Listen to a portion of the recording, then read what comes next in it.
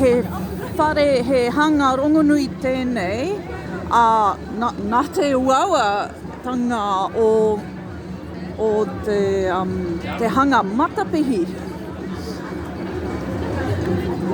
He toa kākahu.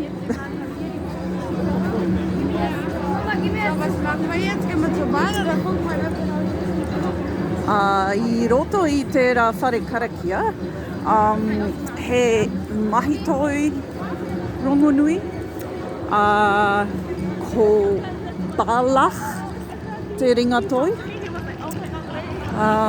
ko te anihera o te mate. I